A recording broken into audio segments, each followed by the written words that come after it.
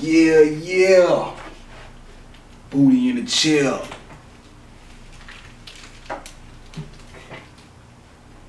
What's going on, niggas? It's your boy. Back in action. Here to kick a little something with y'all. Hope y'all enjoying yourselves out there.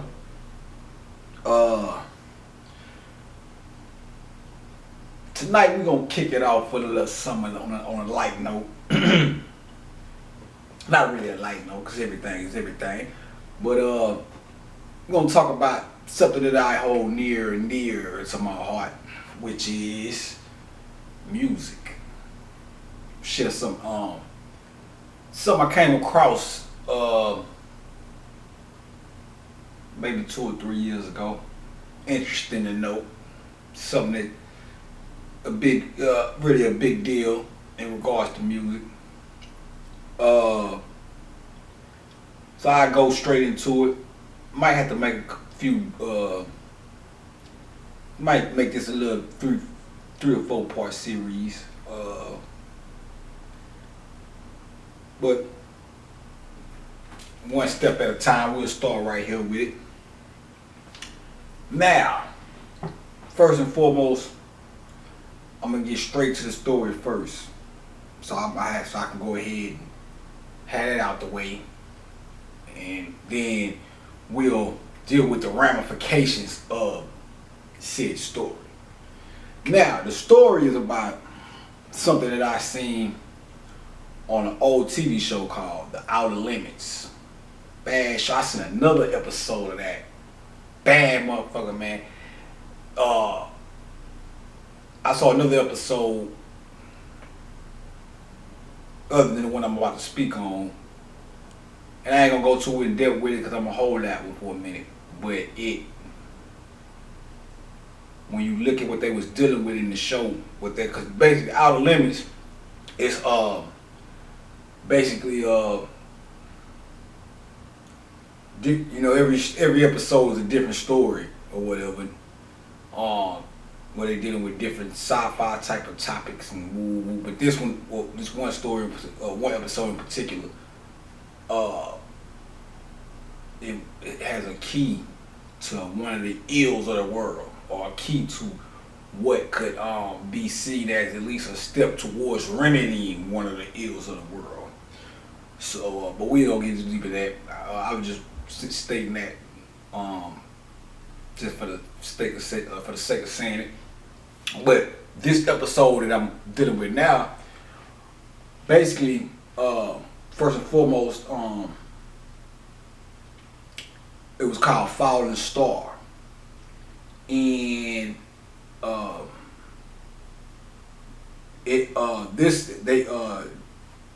main character of the story, of this story in particular, was a music star by the name of Sheena Easton. Now, if you're my age, and older, or a tad bit younger, you might remember her name. I never really heard too much about music, or at least I don't. I'm sure it's probably a song that I've heard before and didn't know it was her or whatever. But she played in that, Sheena Easton, and it was an interesting story. It was prophetical in a manner, in a way.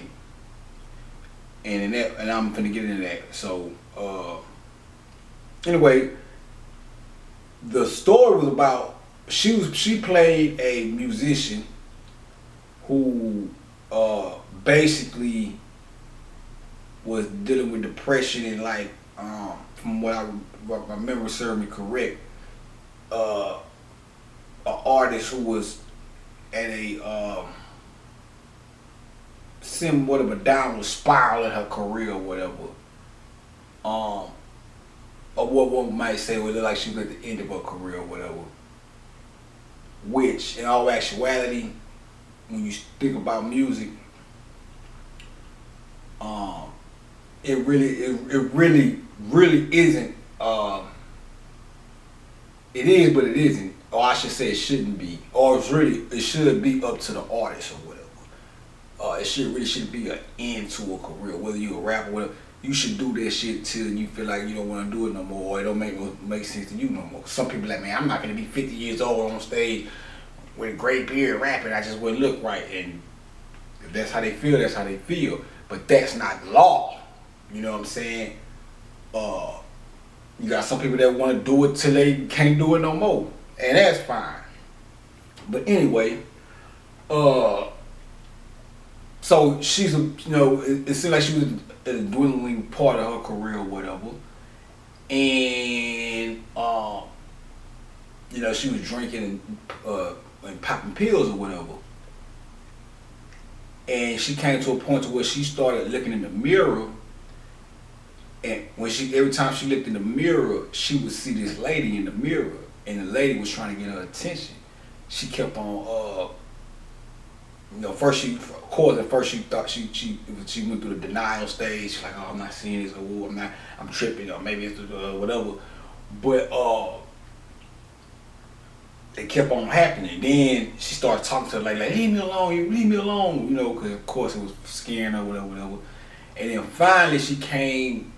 The lady in the mirror was basically trying to give her a message and warn her, but by her seeing this strange phenomenon of somebody other than her in the mirror looking at her is fucking her up or whatever. Which anybody, when you go look in the mirror right now and see another motherfucker, of course you're gonna be the hell is going on here. So anyway. She finally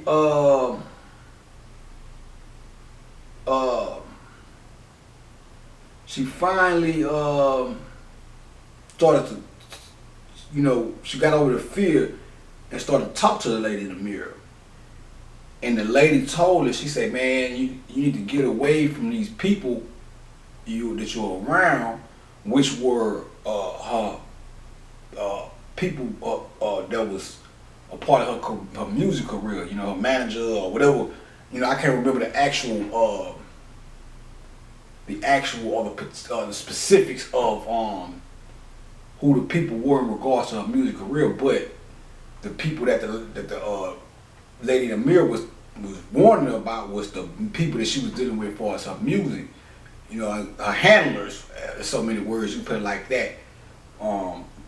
I had to watch it again to see who the actual, because it was like a man and a woman, I think another man or some shit like that, but it was like a manager or something, or managers or whatever.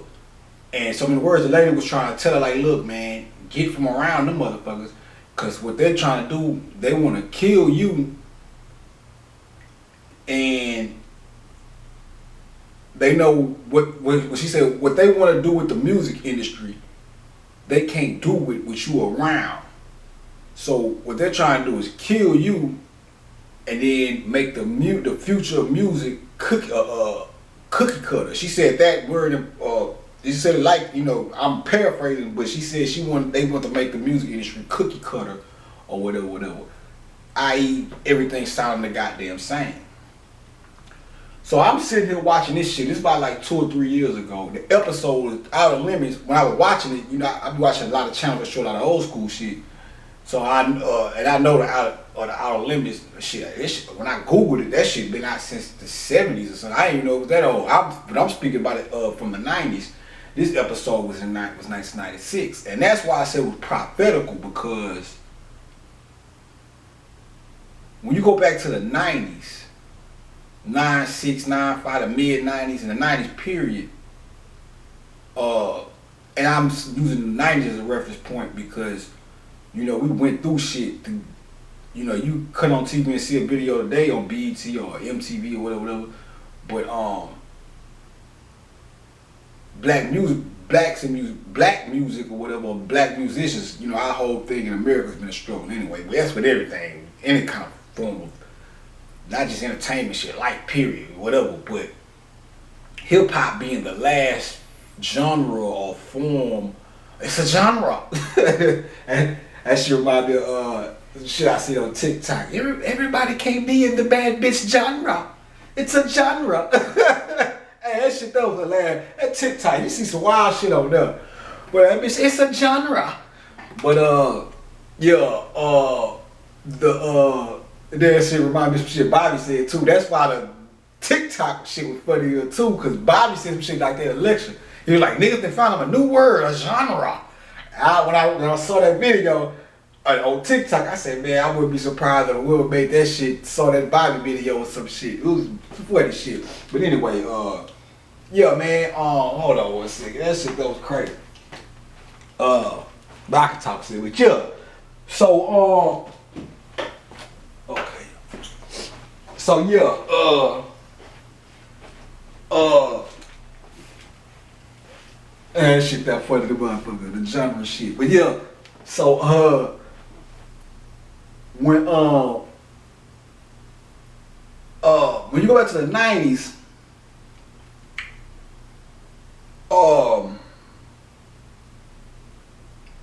I would personally say that's when hip hop really started, or rap music or whatever you want to call it, really started getting a big look. See, nowadays, you cut on TV and hear your favorite rapper song in the back of a McDonald's commercial and shit. I remember a time where, shit, you barely even seen black people in goddamn fast food commercials and shit like that or whatever. Or used commercially like that.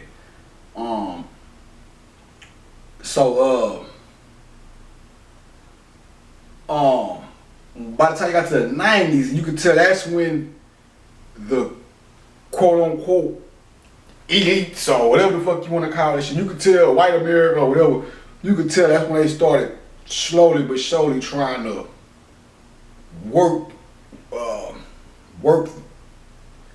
hip hop or whatever, you know, or break it or whatnot. But when you go, not to go too far off the topic, I guess I'll go back into that later on. I want to get this out the way first and not go back, because I want to go somewhere right there, but I'll hold that and get this part out first. But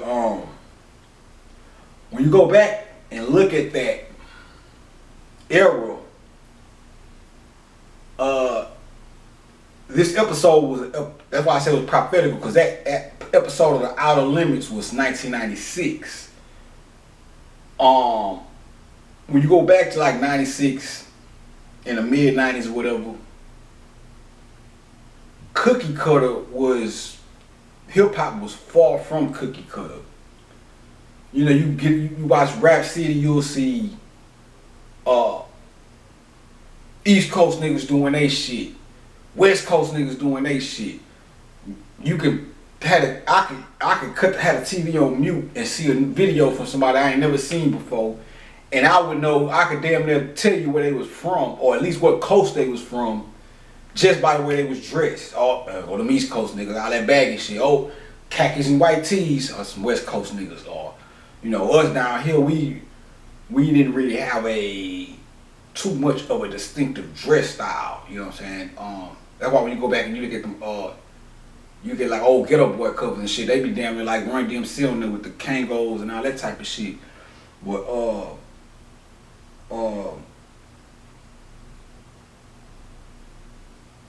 yeah, even the dress was, the styles of dress was more diversified than today. But you had a variety. You know what I'm saying? You had your you know, it was more of a diversity within just hip hop itself. You know, you had your, I go as far as you say, you had your Timberlands and Magoos. Then over here you have AZ, or then you have your De La Soul Hill, Tribe Called Quest. Then you go straight to some straight gangster shit, or Snoop, or Sugar Free, and y'all probably don't. Well, I ain't gonna say who you know or who you don't know, but so many words. What I'm trying to say, you had just these different varieties. You go, and it was all in the mainstream, or you could at least cut BT on and Rap City and MTV and see these artists and shit, a diversity of artists or whatever. Uh, um, so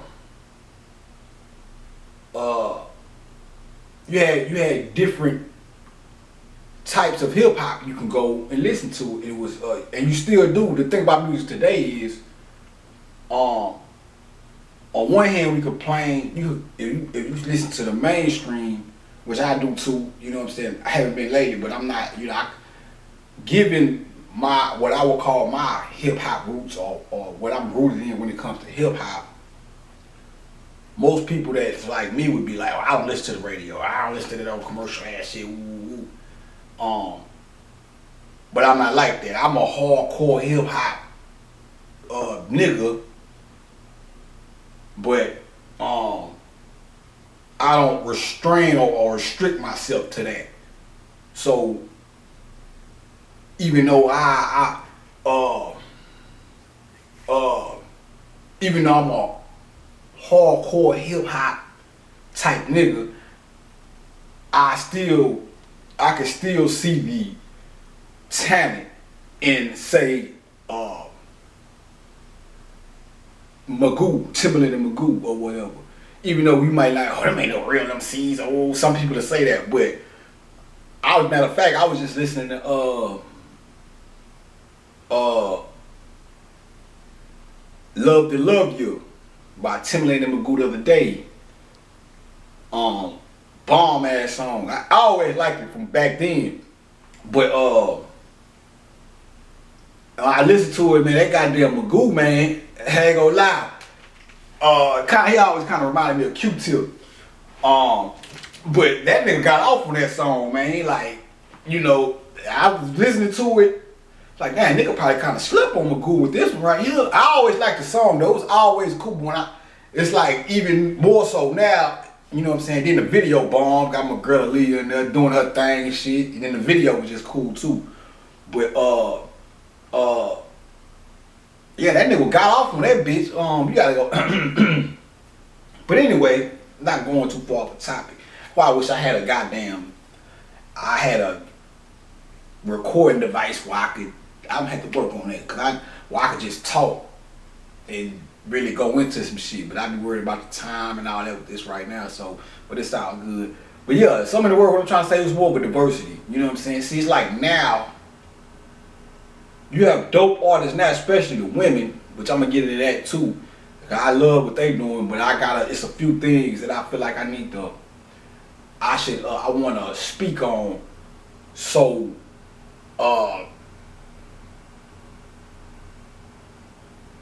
so that even within this rise of women within hip hop, because that's exactly what it is, it's rightfully so.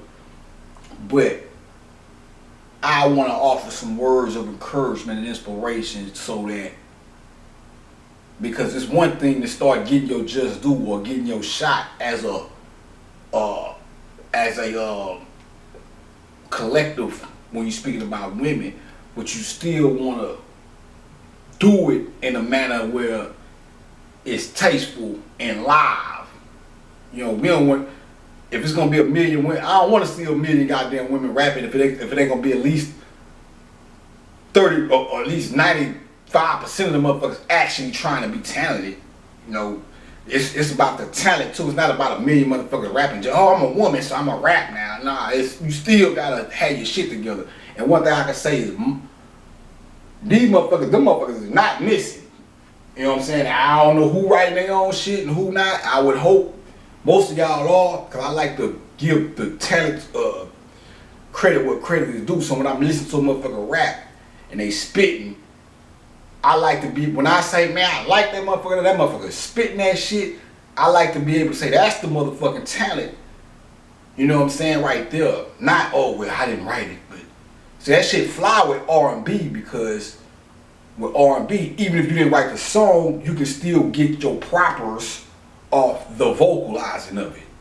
You know, so you might not write the song, but you still doing your part. You still exhibiting a talent, which would be the actual harmonizing and the singing. See, when it comes to rap, it's different. If you don't write your own shit, look, you can make a song, put it on the radio, I can like it, hear it 1,000 times, and I know the whole song. word for word. So when I learn it and I know it word for word, I'm an artist, so I ain't gonna say me, but let's just take somebody who's not an artist and they just listen to your shit and they know your shit word for word. Spit it like you and all that shit. If you're not writing your own raps, then you're not doing nothing different than what your fans doing when they memorize your shit. All you doing is memorizing some shit somebody else wrote, stepping up, spitting it out. You know, where's the talent in that? As opposed to just knowing how to vocalize it and spit it. Okay, that's cool, but you're not singing or nothing. You just, when it comes to rap, the rhymes is a major part. The genius of it. Man, sometimes I see this motherfucking be right. I'm like the guy, I ain't gonna lie. I'm not gonna sit here and say when I looked at that Out of Limit episode, I said, oh, that's me. Oh, that remind me of me. But it do kind of, when she said that shit about they can't do what they want to do with the rap, with the music industry. They were talking about the music industry in general. So we ain't just boxing this in the rap. But when they said that, when she said that shit, I said, man, that shit remind me of me. Because I'm so thrilled and ill with what I do. If a nigga like me was in the music industry and rapping and shit and wooty wham and producing, cause I ain't got just about a little production on the little dabbling of the feet that I've done within production thus far, or making beats thus far. I already know I got a promising goddamn, I don't even want to say career, cause I'm gonna do shit regardless. You know what I'm saying? So nigga just love music, period. So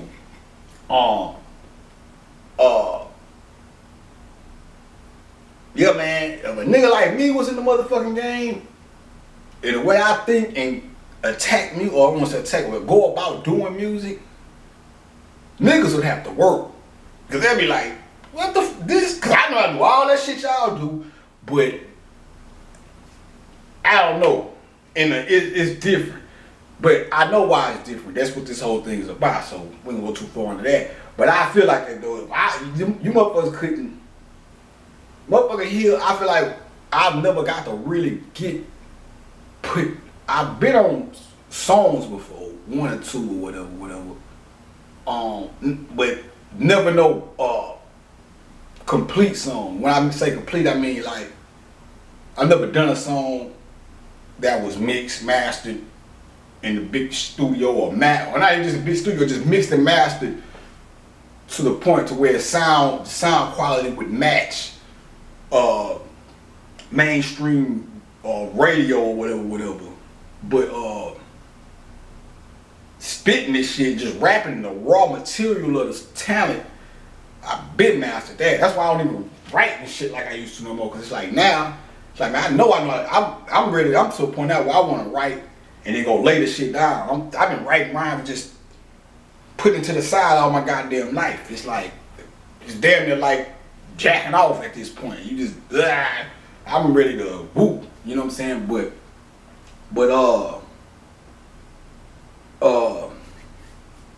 I feel like that though, because the way that I view music and the way that I do it, especially like I say, I pretty much can tell that by the time when I really get to a position where I can get me some equipment and shit, start making beats and shit, from the little experience I done had from just growing up with my regular keyboard. When I done had a keyboard before, but it wasn't nothing when you can loop the sound. They have like a little 6-track or something like that, and you had to play every track through, so you know how that go. You gotta drum that shit however long. If you want the song 3 minutes, you gotta beat that goddamn drum machine straight for 3 goddamn minutes. And so on and so on. And then my cousin, a little bit after that, my cousin, he got an XP60 or something like that. A little bit right before I went to jail. And you could loop on that. And I got to dabble around with that a little bit, but then I ended up getting locked up and shit. And then by 2016, I had one I was kind of staying with him for a minute. And now you know it's so easy. Shit, you can get what you need to make music. You can get the equipment you need to make a bona fide song for like a little under $2,000 or whatever. Now, of course, you would still have to go. I'm just saying that's pre-production, and maybe it's shit. I'm just, I ain't even a tech. I ain't even got into it like that shit. So maybe you can do even more. But I was just gonna say pre-production, meaning you can make the actual beat that would be quality enough or consist of the quality that you need to compete or make or have your shit considered good music. Now you may have to take it somewhere else and get it mixed and mastered, but shit, I don't know, maybe the little program my kinfolk had, we were just making the beats, but maybe it's something on there where you can mix and master on that shit, I don't know. But when I got over there, and I got that was the first time I got to actually record using a computer program or whatever, and just the little shit I was coming up with over there, and I was just blowing the dust off, cause I got a jail 2009 going into 2010, and I didn't end up, which was odd too, cause it took him, cause he used to always be like, man, come out here, man, you come out here, ooh. And it took me 6 years to even just go out there and fuck around, and it's the reason for that.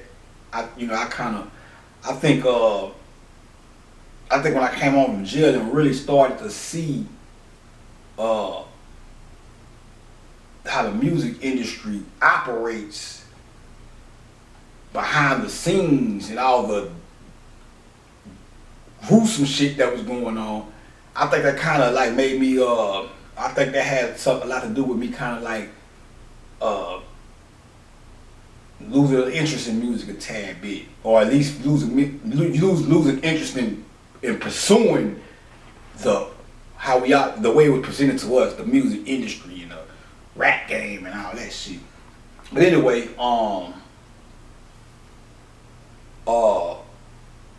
man, where I was going with that. But yeah, anyway, I feel like I'm one of them type of niggas though. Like I said, man, just beats. When I listen to beats today, hit tracks and shit, tracks don't even, it's like, I'm wondering what the fuck is going on. You still got a lot of dope producers around, from the old world and shit. Like I said, like Timbaland, he's still around and shit. I would say motherfuckers like Premier and shit, but hell, this shit is so, mainstream hip hop has been pulled so far away from that type of hip hop shit. That's why Premier, it's been, the mainstream part has been pulled so far away, or they've ostracized. I don't want to say, I'm trying not to say real hip hop, because I kind of want to, which it is a difference. You got real hip hop and you got some fugazi shit out here, but I don't want to make it seem like, oh, everything that's coming out today, the new shit, ain't none of that real hip hop. I don't want to say that. I'm trying to word it like that, but shit, motherfuckers like Premier, which still make dope beats, timeless shit. It wouldn't even, they got it to now where that shit, a Premier track would be an oddball ass song in the rotation of the mainstream radio rotation. When you go back to the 90s, you can hear a goddamn Premier song, a track by somebody like Premier, and in mainstream rotation, whatever. All this shit is relevant. So I'm what I probably do, I probably watch this and then pick the shit that I wanted to elaborate on from this one and piggyback and carry on. But anyway, so the cookie cutter thing. So I'm like, yo, I'm looking at shit. I say, man, this shit was in '96. So this how you know how forward thinking these motherfuckers are. So when I saw that, I said, well, I ain't that a bitch, And they were speaking about music in general. They didn't say, oh, rap music, because she wasn't even a rapper in the video. She was a singer or whatnot. But yeah, the lady in the mirror was like, man, she was trying to tell her that her handlers or the people that she was dealing with in regards to her the music, the business aspect of what she was doing, She was like, these motherfuckers trying to kill you. And show you know what I think the first time the chick told her that, she kind of like blew it off. And then, but the woman in the mirror was always trying to help her in the all throughout the episode. And then eventually the plot unraveled, and they was trying to kill her, and she had to fight her way out, and blah blah. I mean, she came out on top or whatever. Or a happy ending as we usually know. So I said that to, on one hand, defend those mostly OGs, I would say, when they come out and say shit like, hey man, the music is fucked up now. Or today's new, see, y'all think that niggas just be hating when they say, oh, them old niggas just hating, or when motherfuckers say, man, this music is, even the shit I like, cause this shit, like I said, I'm not a ageist, so I don't get caught up, I make a conscious effort not to refrain from listening to current music just because it may not sound the way it did when I was coming up. And even when I was coming up, I always had a diversified mentality. So I might listen to some hardcore shit like Big Punisher, but then I flip and go listen to Nelly. Now most people who listen to Big Punisher be like, man, I ain't listening to no Nelly, that shit. It's like, nah. Even me, when Nelly first came out, with Down Down Baby, that's why I say you have to be conscious of your mind and learn how to not get too stuck in one box, even if you think that's the best box. Because like I say, it is a part of hip hop where I be like, okay, this is my favorite type of hip hop, or this is what I mean. But I'm not gonna knock this, that, and the third. Now I'm gonna knock this, that, and the third if I don't like it, or if I don't fuck with it. But sometimes it's almost like your mind has a mind of your own. So sometimes you have to really observe your goddamn self and make sure if you see something like, I don't like this, sometimes you gotta make sure you don't like it. That's like this certain shit. I thought I didn't like guacamole when I was growing up. I finally ate the shit and was like, hey, guacamole ain't that goddamn bad. Matter of fact, I love guacamole now. Now coleslaw's the White Claw of food to me. That's disgusting. It's not happening. Put that on my plate. But so when the Down Down Baby shit came out, I don't know, man. And then I think he dropped EI after that, if I'm not mistaken. I like, okay, I like this shit here. This, you know what I'm saying? But it's little shit like that. And then of course, after that, I'm like, okay, Nelly straight, you know what I'm saying? It ain't even be rhyming. It's like even when I go back and listen to Down Down, when I actually started listening to the rhyme, I'm like, oh no, this nigga he really rap. And sometimes that be the difference. Sometimes it ain't even about if a nigga's the dopest rapper. Sometimes I can feel it from a motherfucker's heart. Sometimes it's like, okay, you might have this motherfucker right here, and he might have his balls and lyrics might be better than this nigga right here.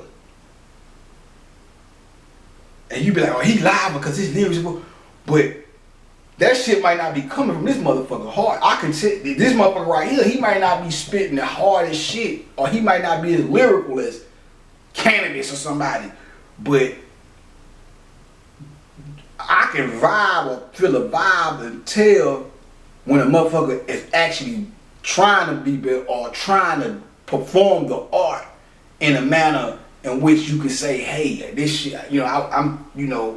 I'm doing this because I like it. I'm trying to do good. I'm not just trying to write some rhymes and make some money real quick, even though you can make money off this shit, but you can tell when a nigga writing like, man, or doing this thing like, man, so I can just feel that shit. And then I can hear a motherfucker be like, I don't think this motherfucker really cares for the art of this. And see, that's important right there. So we done got so caught up with this money shit to where, fuck it, if it make money, do it. Put it out. Put out what's gonna make the most money. Or blah, blah, blah, blah, blah. Now, which this is gonna all tie in together. So just roll with me. But when I listen to the Down Down, now I go back like he kind of ain't no super lyrical shit, but you can tell the nigga is actually rapping though. You know what I'm saying? But for a second when he first came out, and when I first heard Down Down Baby, whatever,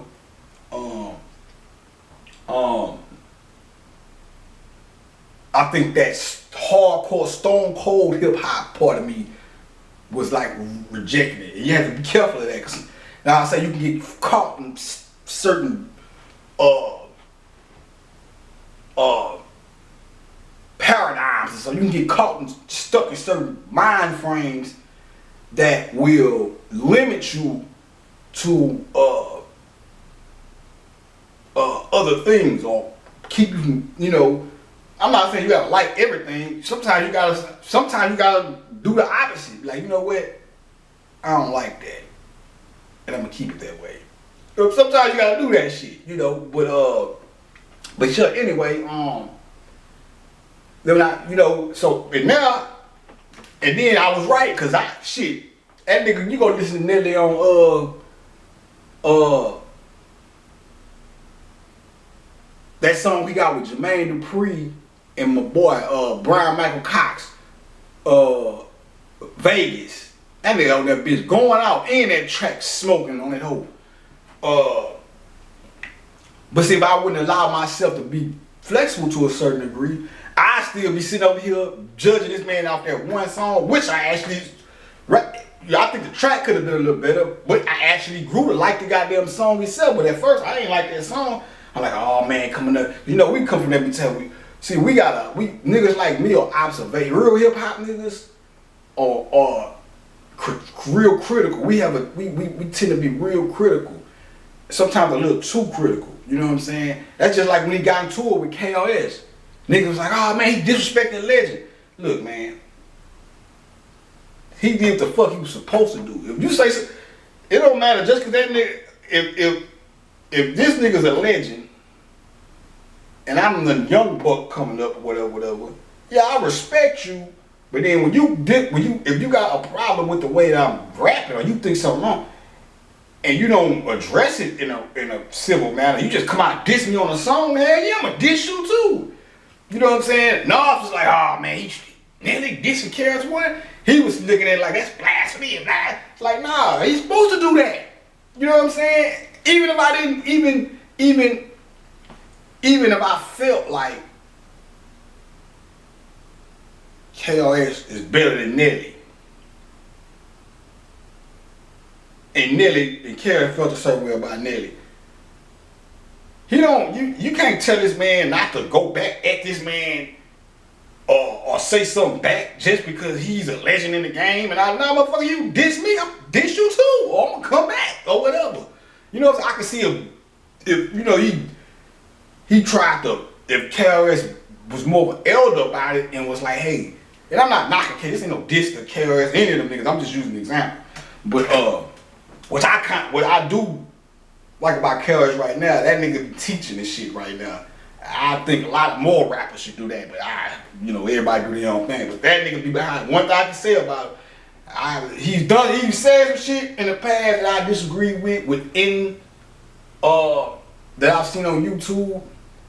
But one thing I can say is that motherfucker is teaching. I give him his props for that. And he's actually doing this shit. So I give a nigga with his hand called for. But I'm just bringing that up as an example. I don't know how the fuck we got into that. But yeah, I felt like I'm like, no, he's supposed to end a nigga when that the white boy, Marshall Mathers. You know what I'm saying? A lot of you niggas be terrified to do that shit. And he done it. That nigga felt, I don't even know what happened with the motherfuckers, but that nigga went back at that boy like, fuck that. Yeah, I respected that nigga, so I take my hand off of that. But oh yeah. But I was saying if I wasn't flexible, if I wasn't, that's why what Bruce Lee said, be like water. That's why he said that. Sometimes you have to be like water. Because if I didn't know how to maintain who I am as that critical, because the criticism is a thing too. It's not like, oh, you shouldn't be critical. That's what keeps the integrity of the art and shit. You know what I'm saying? We lost that today. That's one of the things we've lost with this music shit. But if I didn't know how to be like water, I'd still be a nigga talking, I don't listen to niggas. Fuck that, just based off that one song. Cause motherfuckers will do that. You come out with your first song might not resonate with a motherfucker. And after that, everything you do to them is whack. Well, you know what I mean? Okay, you don't like that song, but nah, he whack. And really, this motherfucker got, that shit happened with me with my album buying experiences or whatever. Or not even album buying. It'll be some shit, shit like Pun. Not saying I never thought Pun was whack or no shit like that, because he was just till he can rap just by, you know, the way he spit or whatever, off the Don't Want to Be a Player No More song. But I actually stumbled up on Capital Punishment. I stumbled up on that album. And when I finally heard, I said, God damn. I didn't know this nigga was that motherfucking rough on that mic, man. I was like, wow. I would have knew he was based off of Don't Want to Be a Player No More. I would have knew he was dope as he was just based off of that song. You know what I'm saying? Off that one song or whatever. So, yeah, man. And,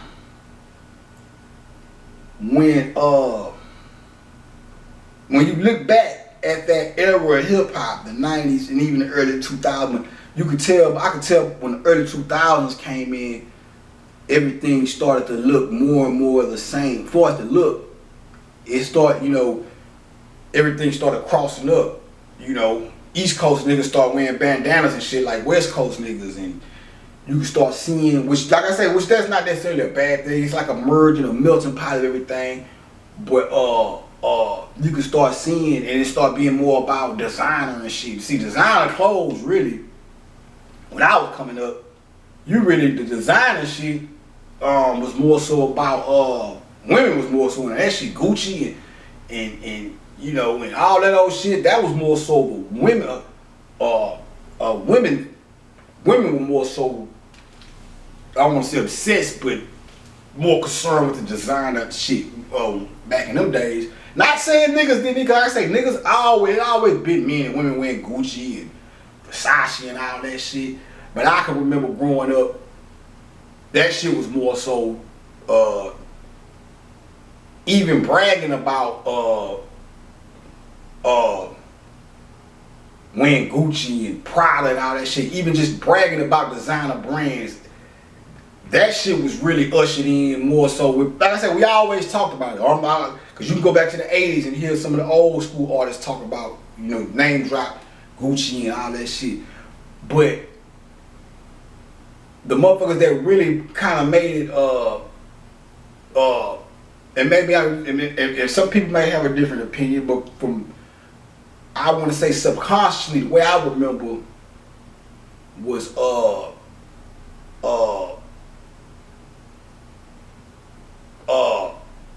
Lil' Kim and Fox are the ones who really kind of made it fly to rap about designer clothes and shit. They kind of really, not saying people weren't doing it before them, but it's like, when I think about that whole zone of niggas rapping about Prada this and whoop they rap that, why you know, Kim Sergio Tacchini and Chanel Not boots and all that shit, you know what I'm saying? It's like, that shit was more so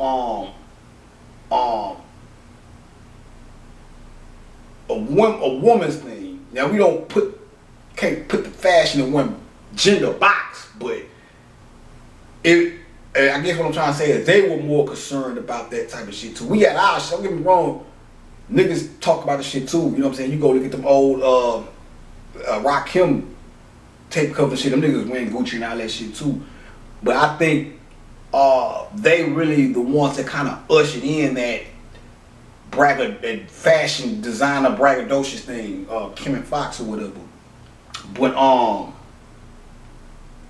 I said that because it's like once that became a thing, once really the name, the designer brand name dropping things started to come into play, you know, everybody started to look more the same. Because now it's all about I'm trying to wear the top fashion, as opposed to when you look at it diversified, when it was more diversified, it was coming from more of a place where niggas didn't have as much money. You know what I'm saying? You see niggas on the East Coast dressed in all the shit niggas be wearing, the baggy shit, woo woo. Might not necessarily be no dollar store shit, but it wasn't that old top $100,000 type of shit or whatever. And then you go to the West Coast, niggas is Dickies, that's $20, $25. Some Chuck Taylors, that's like $20. White tee, you know what I'm saying? And woo wham. So some of the word I guess what I'm trying to say, the more and more money hip hop started to make, the more and more everything started to look the same, because the more and more everybody was trying to go for this expensive lifestyle, conspicuous consumption as they would call it. But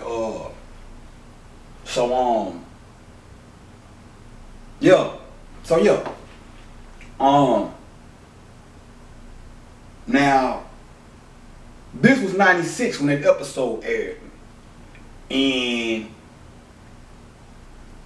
so this had to be somebody who knew or was in on or had a kind of understanding of what these people were finna try to do with music or whatever. And hip hop, for one, it was the last genre to come. Two, hip hop is a Christ music, and that's one of the reasons why I go back to the I was talking about the critical shit. Which you got this in every genre of music, you know what I'm saying? But that's why we be so big on motherfuckers writing their own rhymes. And did you write that, or that's why hip hop niggas are so critical. This was the hip hop is a Christ energy. Even when you look at the father of hip hop, Kool Hercules, the Herculoids, Herc is he got Hercules. Hercules comes from Heru, which is the Christ in Kemet or Egypt or whatever. So even the father of hip hop, the one associated with the beginning of this shit, his name alone is tied to that. So when you hear a nigga tell you that that's the Christ, that's why they had to do what they started. That's why they had to fuck it up the way they fucked it up. Or they had to start altering it and changing it and using it for what they wanted to use it for. You know what I'm saying? Because they like, this shit can change the people, or this shit can have an impact. So what we need to do is bring it on in and whop it around the way we want it to, and then push it out and tell you this is what it is. That's why they try to, and that goes, but I'm all tying in what I'm telling you now. I use hip hop as this particular example because we were more hip hop is more of a, we are, you know, it's rooted in the rebellion. So they had to work overtime. It's rooted in rebellion, so it comes from the ghetto. You go look at the Bronx at the time when hip hop started popping, ghetto. And it came from that, and now you got motherfuckers rapping about, don't come around me if you broke. You see the difference? It comes from the ghetto. Not saying it's wrong to make money off of it or use it to better your life. But a lot of the artists been compromised due to people trying to make a living or better their life off of hip hop or whatever, rap music. I'm just trying to show you that dichotomy, where it came from, and the way things were when it where it came from when it came, as to now where the order of the day is if you ain't got no money to take your broke ass home. You know what I'm saying? When this shit came from, you know, you go listen to, I'll show you one of the, show you some shit that, that's like Pac, for example. Show you give you an oxymoron. The nigga got a song called Straight Ballin'. And when you think about ballin', for one, the word ball, a ball is a party. Party means to have a good time. Woo, woo. So really, when you hear ballin' now, you automatically associate with having a lot of money. But really, ballin' is, when you really think about what ballin' really is just having a good time. And of course, the more money you got, the more easy it is for you to have a good time. So it all kind of runs together. But balling doesn't necessarily mean having a lot of fucking money. So, cause when you go listen to Straight Ballin', he on that bitch talking about being broke and shit. I'm trying to score an ounce, I wish it was a kilo. I hit the strip and let my music bump, you know what I'm saying? You know, we come from a time where you could rap, you could write and rap about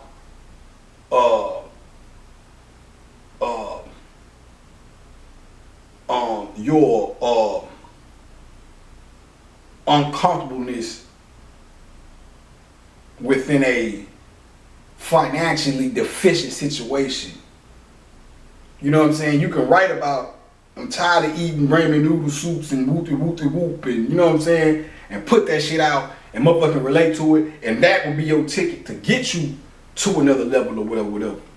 Now you can't do that. You gotta come out the gate talking about you got $1 million. And niggas be broke as fuck. Some of these niggas I would support. I don't count niggas' pockets, but sometimes you just have to look like, goddamn nigga, you just started rapping yesterday. You already got a fucking mansion? But you know the labels and shit be putting them niggas in that shit. That's another trap too. They had you put your ass in one of them cars and you paying $1 million for that bullshit when it's all you come to recoup it and all that shit.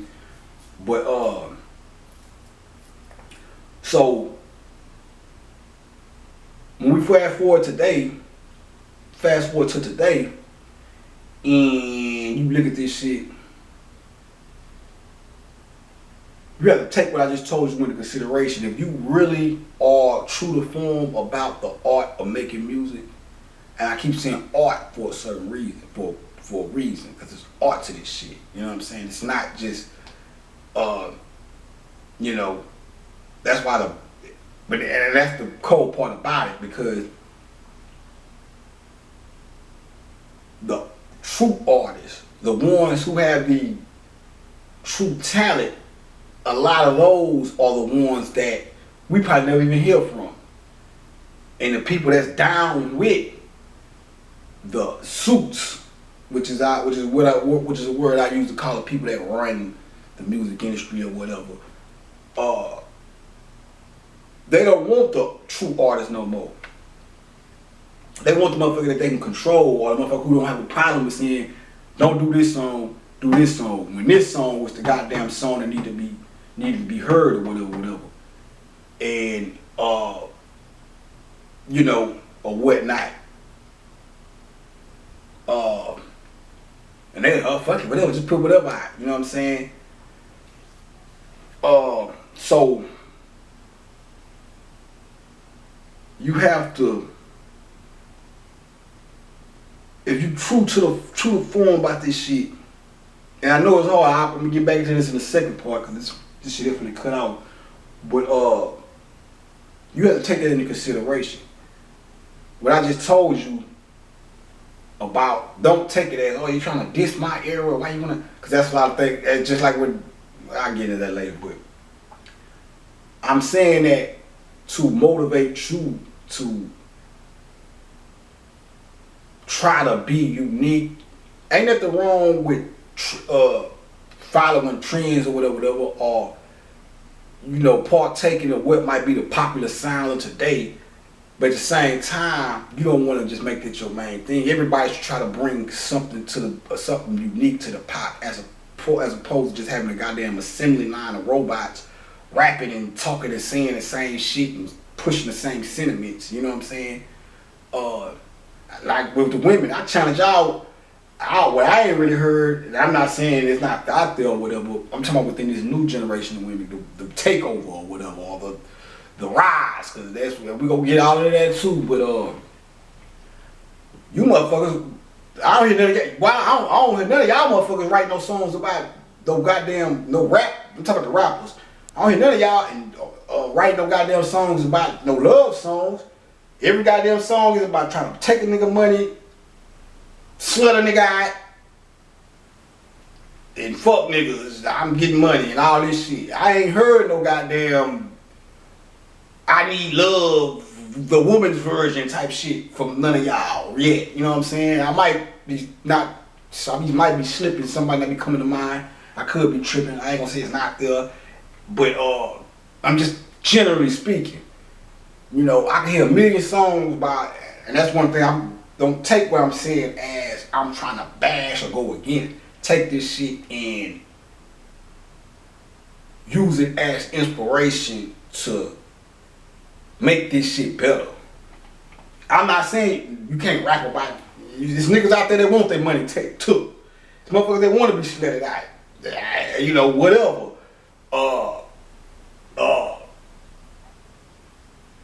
But let's not, you know, we gotta be a little bit more sophisticated than this. Cause I'm with the women and I'm right here with y'all. I love to see it. You know what I'm saying?